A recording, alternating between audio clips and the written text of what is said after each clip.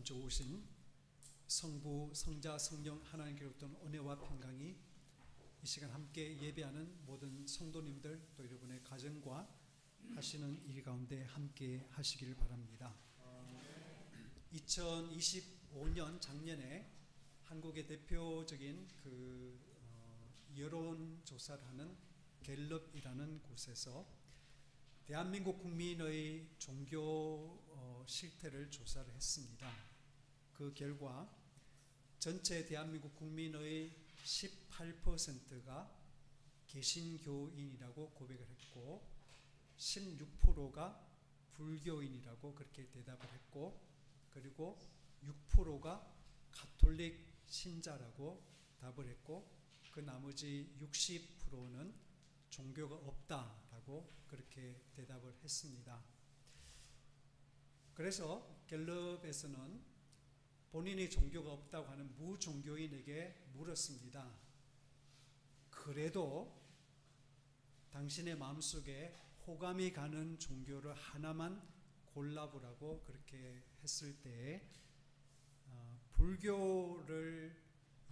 불교에 대해서 호감을 가진다고 하는 사람이 15%, 가톨릭에 대해서 호감을 가진다고 대답한 사람이 11%, 그리고 개신교를 호감으로 여긴다고 대답한 사람은 6%였습니다.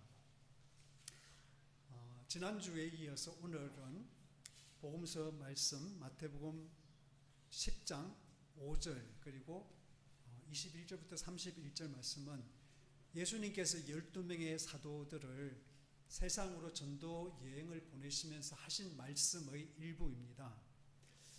근데 22절에 여러분도 그런 충격을 느끼셨는지 모르지만 22절에 보면 좀 예수님이 진짜 이런 말씀 하셨을까라고 생각이 들 정도로 충격적이고 좀 불편한 말씀이 있습니다. 우리 같이 한번 교독해 보겠습니다. 같이 합독하겠습니다. 시작.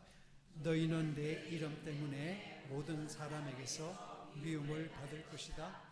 그러나 끝까지 견디는 사람은 구원을 얻을 것이다. 그리고 같은 책 마태복음 24장 9절에도 보면 비슷한 말씀 하신데요. 너희는 내 이름 때문에 모든 민족에게 미움을 받을 것이다. 앞에서는 모든 사람들에게서 미움을 받을 것이라 했고 24장 9절에서는 모든 민족에게서 미움을 받을 것이다 했습니다. 여러분, 질문은 한국에 사는 무종교인 중에서 훨씬 많은 사람이 불교에 대해서 가톨릭에 대해서 호감을 가지고 있는데 기독교 개신교에 대해서는 좀 호감을 가진 사람이 이렇게 반밖에 안 되는 것이 당연한 일입니까?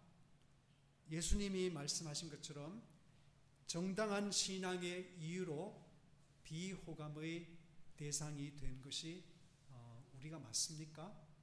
예수님께서 모든 사람에게서 미움 받을 거라 그랬고 모든 민족에게 미움을 받을 것이라 그랬는데 예수님의 그 말씀대로 우리가 그 이유 때문에 미움을 받는 게 맞습니까?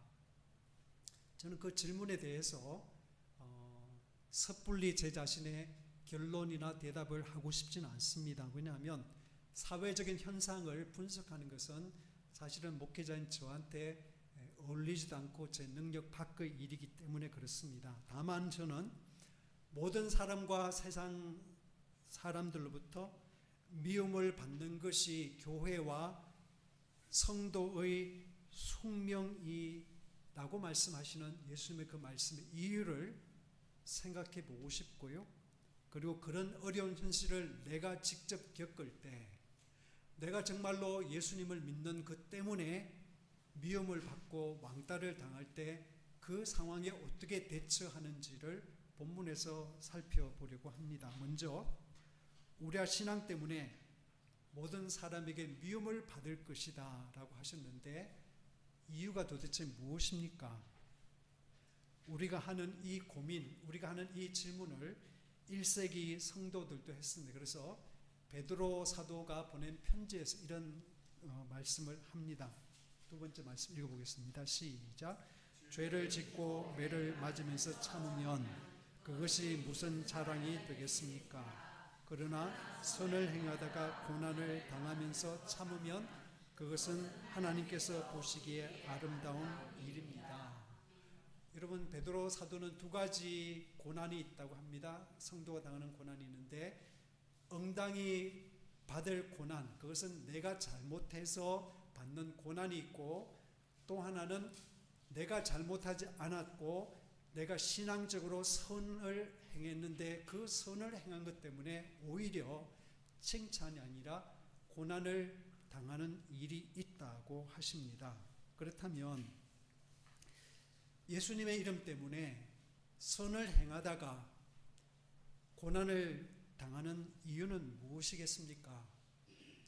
왜 세상은 선을 행하는 기독교인을 미워하고 왕따를 시킨다고 예수님은 말씀하시는 것입니까? 출애굽기 5장 3절에 보면 하나님의 보내심을 받은 모세가 바로 왕이라는 어마어마한 권력 앞에 가서 하나님께서 보내신 메시지를 부탁하는 이야기가 나오는데 첫 마디가 그랬습니다. 읽어볼게요. 시작. 히브리인의 하나님이 우리에게 나타나셨음즉 우리가 광야로 사흘 길쯤 가서 우리 하나님 여호와께 제사를 드리려 하오니 가도록 허락하소서.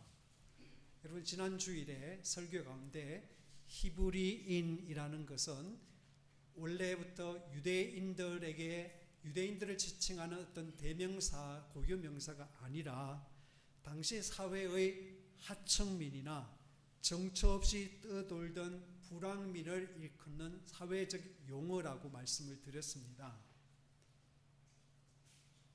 그 사실을 알면 여러분, 바로가 지금 한 제국의 가장 최고 권력자로 여기 있고 거기에 모세라고 하는 쫓겨난 지명 수배를 받았던 사람이 40년 만에 나타나가지고 거의 노인이기도 하지만 거의 홈레스 같은 그런 형색으로 나타나가지고 히브리인의 하나님이라는 말을 했을 때 바로가 어떤 느낌을 받았는지를 상상하는 것은 어려운 일이 아닙니다. 왜냐하면 그 당시 사회에서 왕이라는 존재는 신의 대리자고 신의 아들이라고 그렇게 자처를 했습니다. 그래서 왕족과 제사장만 신과의 직접적인 접촉을 할 수 있었고 일반 평민이나 더군다나 히브리인 이스라엘처럼 노예살이를 하는 하층민에게 예배라고 하는 것은 언감생신이었기 때문입니다.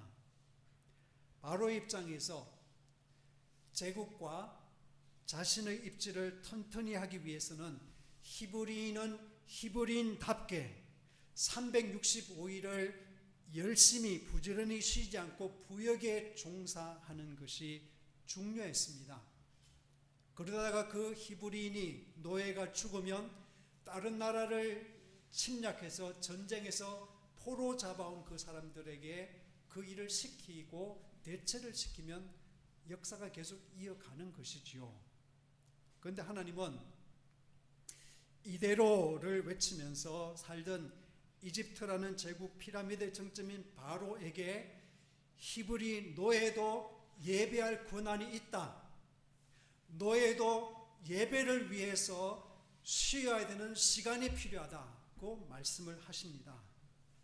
그리고 하나님께서는 내가 그 히브리인의 하나님이고 그 히브리인을 나는 내 백성으로 삼았다라고 말씀을 하십니다. 이것은 바로뿐만 아니라 전쟁의 노예들을 기계처럼 그렇게 사용해서 그 덕택에 편하게 먹고 잘 살았던 애굽 신민 전체에 대한 도전이고 저항입니다. 여러분, 바로가 10개의 지독한 재앙을 당하면서도 번번이 고집을 부려서 이스라엘 백성들을 놓아주기를 거부했던 것은 바로 히브리인들이 지금까지 400년 동안 노예로 살면서 공짜로 올렸던 그 값싼 노동력 때문에 그랬던 것이죠. 저는 그 말씀을 묵상을 하면서 그런 생각이 들었습니다. 이 시대에 21세기를 살아가는 이 대한민국의 모세는 바로 우리다. 우리 사회도 돈과 권력을 쥐는 사람들이 이대로가 좋다면서 제도나 법을 개선하기를 거부합니다. 자리를 내놓지 않으려고 버티는 정계, 법계, 재계 권력자들의 태도에 국민은 지쳐 있습니다. 이미 많은 것을 받고 있으면서도 자기들에게 더 많이 달라고 요구하며 버티는 일부 노동자들의 집단 이기심에 대해서도 우리 국민은 눈살을 찌푸리고 있습니다. 여러분, 이렇게 기득권자들에게 변화라는 것은 위험하고 손해가 되고 불온한 것이기에 변화를 저항할 수밖에 없습니다. 그래서 기독교가 지금도 사회에서 핍박을 받을 수 있다면 그것은 주님 때문에 받는 것이어야 되고, 그것은 진리를 위한 싸움을 싸우다가 불의에 대한 저항을 하다가 받는 어려움이어야 합니다. 하나님께서 그렇게도 간절히 바라시는 모든 인간이 인간다운 대접을 받고 고르게 그늘없이 잘 사는 세상을 만드시는 그 출애굽의 꿈에 동참하려다가 받는 고난일 때 그것은 주님께서 말씀하신 그 고난이고, 그것은 우리가 기뻐해야 될 고난입니다. 성공한 사람, 앞선 사람만이 아니라 모든 인간은 본시 하나님의 형상으로 지음을 받았기 때문에 존중받아야 되고, 실력과 가진 것과 어떤 숫자 때문에 덜 받고 더 받고 하는 것이 아니라 모든 사람들이 한 인간으로서 존중되어야 되는 그런 사회를 만드는 데 우리 교회가 힘쓰다가 고난을 당하고 왕따를 당하고 미치갱이라는 말을 듣는다면 그것은 기뻐할 일입니다. 여러분, 예수님도 당시 죄인과 세리와 창녀 같은 그 당시는 히브리인에 해당하는 그런 하층의 사람들과 가까이 해서 그들과 먹고 마신다는 이유 때문에 그 당시 기독교 세력이었던 제사장들에게, 바리새인과 서기관들에게 채찬 미움을 받았습니다. 그 당시 기득권자들에게 그 하층민들은 율법의 채찍을 때려야 되는데 왜 그들에게 하나님의 나라 복음을 전하느냐, 왜 그들이 천국에 갈 거라고 그렇게 말을 하느냐고 흐리게 만든다고 예수님을 미워했던 것이지요. 그렇다면 저와 여러분도 세상의 권력자나 부자가 아니라 그늘에 살아가는 이웃이 되려고 힘쓰기를 진심으로 바랍니다. 그럴 때 이대로를 외치는 세상은 드디어 정하고 우리를 핍박할 것입니다. 이런 현실을 만날 때 우리가 꼭 기억해야 되는 주님의 말씀은 바로 28절입니다. 28절 같이 한번 읽어보겠습니다. 시작. 몸은 죽일지라도 영혼을 죽이지 못한 이를 두려워하지 말고 영혼도 몸도 둘 다 지옥에 던져서 멸망시킬 수 있는 분을 두려워하리라. 20년 전 2006년 10월에 저희들 아직도 미국에 살 때 김윤철 목사님이 아마 뉴욕에서 목회를 그때 하고 계실 때 미국을 발칵 뒤집은 그런 사건이 하나 일어났습니다. 아미시라는 그 신앙 공동체, 그러니까 그분들은 그 현대적인 그런 것들을 좀 거부하기 때문에 전기도 안 쓰는 또 뭐 자동차도 쓰지 않고 마차를 사용하는 그런 그 아미시 신앙 공동체가 있는데 펜실베니아에 그 신앙 공동체가 운영하는 작은 학교에서 그동안 그 학교에 매일 아침 우유를 배달해온 트럭 기사 찰스 로버츠라는 사람이 10살 내외의 어린 여학생들을 교회 그 교실 그 교탁 앞에 줄을 세우고는 6명을 그 중에 총으로 쏴 죽이고 자신도 자살하는 그런 일이 일어났습니다. 이 사건은 펜실베이니아 주가 기억하는 최악의 학교 총기 사건입니다만은, 그러나 그 사건 자체 때문에 그 사건이 세계 사람들의 주목을 받은 것은 아니라 그 이후에 일어난 일 때문에 세상 사람들이 그 사건을 주목하고 회자되었습니다. 오전 10시 57분에 그 일이 일어나서 종결됐는데, 그 당일 오후에 한 노인이 범인의 집을 찾아가서 문을 두드립니다. 그래서 문이 열리자 범인의 아내 마리 로버츠가 세 자녀들과 함께 무슨 일이 일어났는지, 누가 찾아오는지 궁금해서 그 앞에 쭉 서 있더래요. 그래서 그 노인이 침착하게 이렇게 말을 했습니다. 나는 오늘 내 손녀의 생명을 앗아간 찰스를 주님의 이름으로 용서합니다. 그리고 아미시 공동체는 기자회견을 자청해서 자신들의 아이들을 죽인 그 찰스를 용서한다고 하는 사실을 발표하고, 그리고 자기들의 아이들의 그 장례식에 마리 로버츠라는 범인의 아내를 초청하고 또 찰스 로버츠의 장례식에 그들도 참석을 했습니다. 그리고 졸지에 가장을 잃게 된 이 가정, 찰스 로버츠의 그 가정을 위해서 기금을 만들어서 그 가족이 앞으로 살아갈 수 있도록 그렇게 준비를 해줬습니다. 정오 대신에 용서를 받고 냉대 대신에 환대와 사랑을 경험한 메리 로버츠는 이런 편지의 내용을 아미시 공동체에게 보냅니다. 우리 가족에 대한 여러분의 사랑은 우리가 절실히 필요로 하는 치유를 제공하는 힘이 되었습니다. 여러분이 주신 선물은 말로 표현할 수 없을 만큼 우리의 마음을 감동시켰습니다. 여러분의 연민은 우리 가족과 우리 공동체를 넘어 세상을 변화시키고 있으며 이에 진심으로 감사드립니다. 2006년 10월 17일 찰스 로버츠의 아내 메리 로버츠라고 그렇게 편지 내용이 적혀 있었습니다. 여러분, 당시 미국 사회는 이런 일련의 일을 지켜보면서 큰 충격에 빠졌습니다. 저도 기억이 납니다. 한참 동안 논쟁이 생겼어요. 왜냐하면 끔찍한 일의 피해자인 아미시 공동체가 기자회견을 그렇게 했을 때에, 그리고 부모 그 자식과 그 아내뿐만 아니라 양가의 부모님들까지도 챙기면서 기금을 마련하자 모집된 그 돈이 430만 불이었습니다. 그러니까 우리나라 돈으로 한 60억 정도가 모였다는 이야기죠. 그런데 그런 모습을 지켜본 미국 사람들 가운데는 그래서는 안 된다.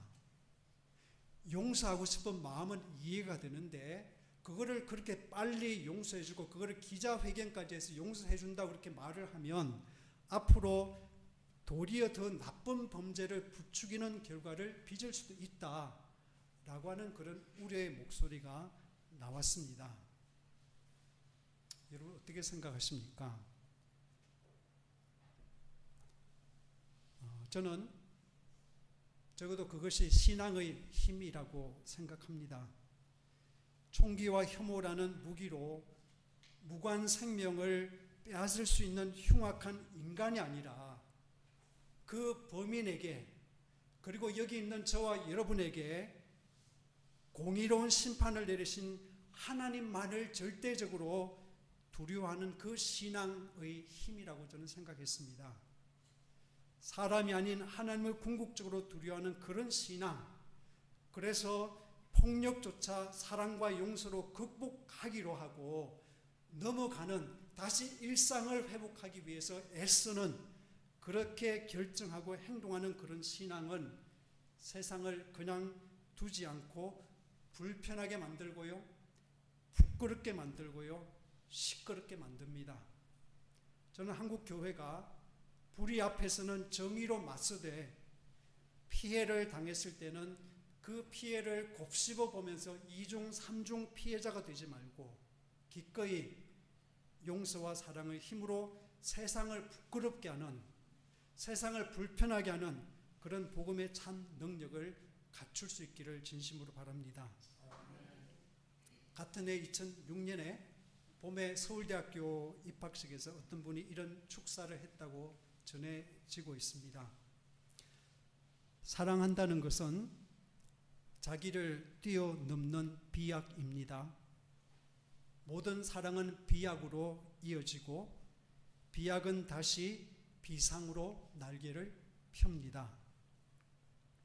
한 사람에 대한 사랑은 그 한 사람 안에 머물지 않고 그가 사랑하는 모든 사람으로 이어지고 어느새 아름다운 사회와 훌륭한 역사에 대한 사랑으로 이어집니다. 라고 하는 메시지입니다. 텃밭 농사를 하다 보면 가끔은 깨닫는 게 있습니다. 지난 봄에 딸기가 저희가 창원에서 그걸 몇 그루 들고 온 것이 3년차 되는 해인데, 그래서 온 그 판을 만들어 놓은 거기에 딸기가 소복히 자랐고, 그 꽃이 막 그냥 하얀 꽃이 이렇게 어마어마하게 피어 있으니까 지나가던 우리 동네 마을 그 부녀의 총무라는 분이 목사님 나중에 제가 딸기 서리하러 와야 되겠네요 라고 농담을 건넬 정도로 그렇게 꽃이 풍성하고 기대가 컸습니다. 그런데 실제 뚜껑을 열고 보니까 대실망이었습니다. 왜냐하면 꽃은 되게 많이 피었는데 그 일본말로 다마라 그랬죠. 딸기는 너무 조그매서 그 제가 속상해서 예담이 우서리 보고 가서 따먹으라 했더니 한번 보더만 그들떠보지도 않고 목사님이 무슨 하여튼 그랬습니다. 그래서 한 번도 주일 식탁에 올라갈 기회가 없었어요. 그래서 제가 성질이 나잖아요. 그동안 제가 그걸 키우느라고 잡초 뽑아줘야 되죠.